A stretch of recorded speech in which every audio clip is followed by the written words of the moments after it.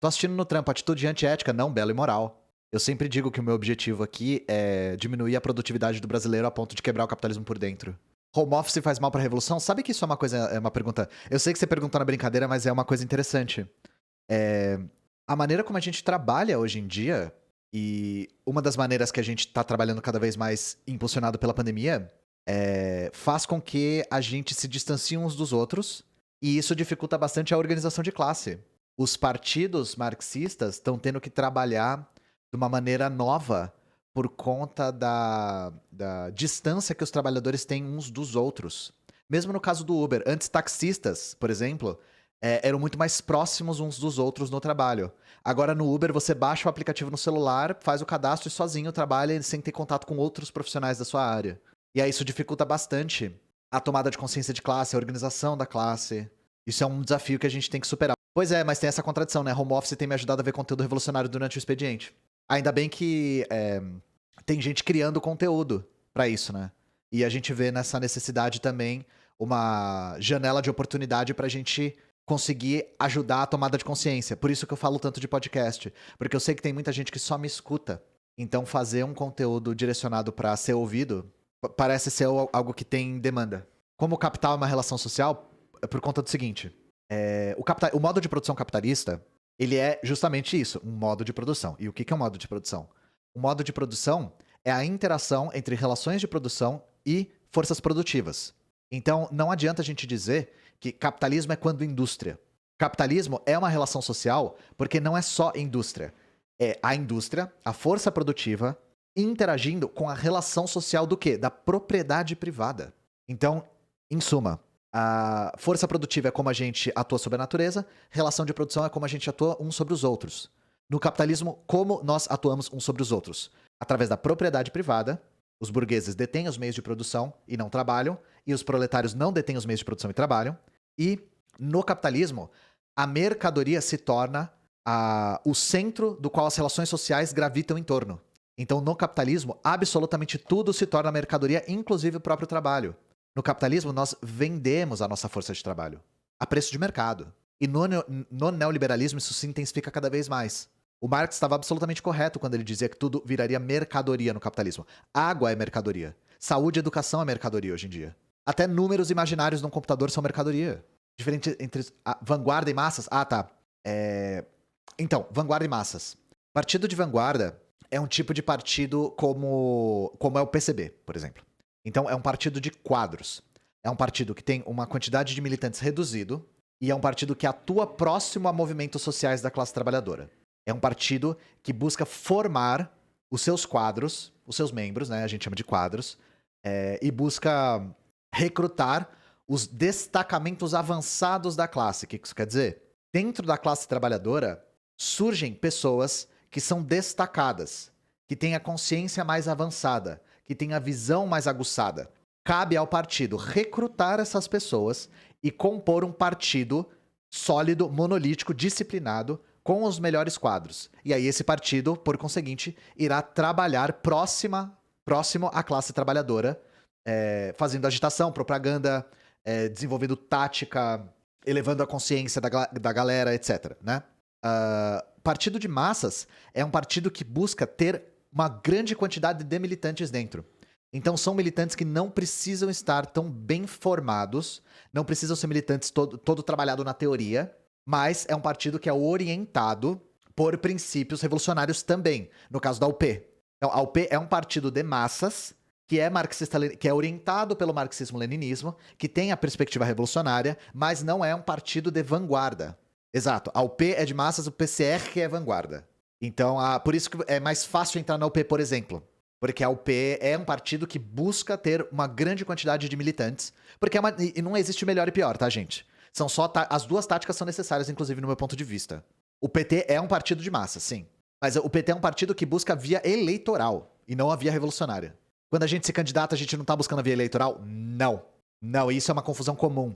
O nome partido faz parecer que um partido como o PCB e um partido como o PT, por exemplo, são a mesma coisa. Não são. A concepção de partido para um marxista é completamente diferente. Completamente diferente. A concepção de partido para um comunista, para um marxista, tem como perspectiva organizar a classe trabalhadora para uma revolução. Os partidos de vanguarda, os partidos revolucionários, usam a via eleitoral só como propaganda, mas nunca como finalidade, nunca. Porque os marxistas sempre têm muita clareza de que é absolutamente impossível conseguir uma revolução através da via eleitoral. Isso é impossível. Tentaram fazer isso no Chile. E assim, um dos balanços que se faz é que o que aconteceu no Chile foi justamente consequência dessa tentativa. O que aconteceu no Chile é um exemplo de por que isso não é possível. Qual a minha opinião sobre voto útil? Absolutamente todo e qualquer comunista que se preze vota no que é melhor para a classe trabalhadora, tá? Você não votar ou boicotar, dependendo da circunstância, claro, né? Mas você dizer que não vai votar em ninguém, dizer que o voto não serve pra nada, dizer que tudo é um teatro, isso a gente chama de ultra-esquerdismo. E eu digo sempre aqui e repito, nessa eleição, por exemplo, do Brasil, se você não vota, você não se importa com a classe trabalhadora, tá? Nós comunistas votamos no que é melhor para a qualidade de vida da classe trabalhadora. Então, se você não vota, se o segundo turno for Lula e Bolsonaro e você não votar em ninguém porque você quer manter os seus princípios, eu espero que você durma muito bem com a sua consciência tranquila, mas sabendo que você não fez absolutamente nada pela classe trabalhadora, tá? Dá pra se organizar para além do partido? Dá, claro que dá. Eu, por exemplo, sou organizado num movimento chamado Soberana, que é um movimento que busca ocupar a internet, criar comunidade na internet. A gente não é um partido.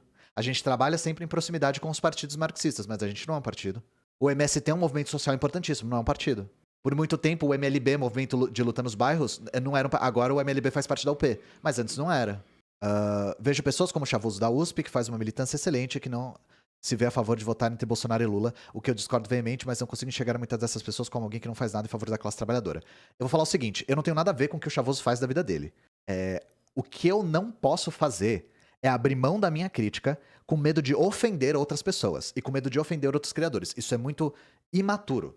Na opinião de todo e qualquer marxista-leninista, não votar nas eleições burguesas por uma questão de princípios é um tremendo do esquerdismo, porque há sim diferença na qualidade material da classe, na qualidade de vida e na qualidade material da classe trabalhadora em um eventual voto de Bolsonaro contra Lula. Sinceramente, gente, sinceramente. E eu sou apegado a esses princípios, assim como os partidos marxistas e leninistas do Brasil também são. Mas, gente, eu vou falar uma coisa pra vocês. Não personalizem o que eu tô falando. Eu não tô direcionando isso pra ninguém. Eu tô fazendo uma crítica geral. Porque muita gente tem essa perspectiva de que, não votando nas eleições burguesas, você é uma espécie de bastião da coerência revolucionária. Ah, eu não me envolvo nessa sujeira, nesse lamaçal, eu não participo do teatro. Isso tem nome, esquerdismo. Já foi teorizado pelo Lenin. Você abrir mão de algo que pode melhorar a qualidade de vida da classe trabalhadora por uma questão de princípios morais é uma coisa infantil, é pueril. Então foi o que eu falei. Espero que quem faça isso fique com a consciência muito tranquila, sabendo que não fez absolutamente nada pra ajudar. Essa crítica se estende a todo mundo que vestia essa carapuça, sinceramente, gente. João Machades, então, eu não sou muito bom de leitura de conjuntura, mas eu posso dar minha opinião, já que você perguntou. O Bolsonaro precisa de apoio da burguesia para dar um golpe? Definitivamente. É absolutamente impossível ele tomar o poder do Estado à força sem apoio da burguesia. O que nós tememos não é o Bolsonaro conseguir tomar o poder do Estado de maneira forçosa. O que nós tememos é a violência que esse processo pode gerar. O processo de tentativa de tomada do poder pode gerar muita violência. Isso é muito, muito preocupante. Não basta ter apoio dos militares? Não. Não. Gente, quem governa o Estado, quem conduz a direção do Estado é a burguesia. É a burguesia. Então, com os Estados Unidos não estendendo a mão pro golpe do Bolsonaro, eu não sei que efeito isso tem na burguesia nacional. Isso eu não consigo dizer, de verdade. Mas é absolutamente impossível qualquer golpe em qualquer lugar sem apoio da burguesia nacional, em países burgueses, né? O que a burguesia brasileira podia ganhar com o golpe com o Bolsonaro, o mesmo que ela tem ganhado com o governo do Bolsonaro. A continuidade disso. Por exemplo, a burguesia do agro tem muito a ganhar com o segundo governo Bolsonaro. A burguesia é ligada ao extrativismo ilegal, extrativismo de madeira, a mineração ilegal, a invasão de terras indígenas. Isso tudo pode ser mantido com um segundo mandato do Bolsonaro. Aí depende do interesse que a burguesia tem num segundo governo do Bolsonaro. Mas a burguesia não é um monolito, né, gente? Tem burguesias diferentes que têm interesses opostos, às vezes. Mas a continuação do esmagamento da classe trabalhadora é interesse de toda a burguesia. com a retirada de direitos, com a flexibilização do trabalho precarizado e terceirizado. Isso tudo vem desde o Temer, isso aí é bem unânime. Inclusive é unânime da burguesia desde sempre, na real, né? A situação de Myanmar é catastrófica. A gente falou bastante na época que o golpe rolou. Mas Myanmar sofre as consequências do colonialismo britânico até hoje.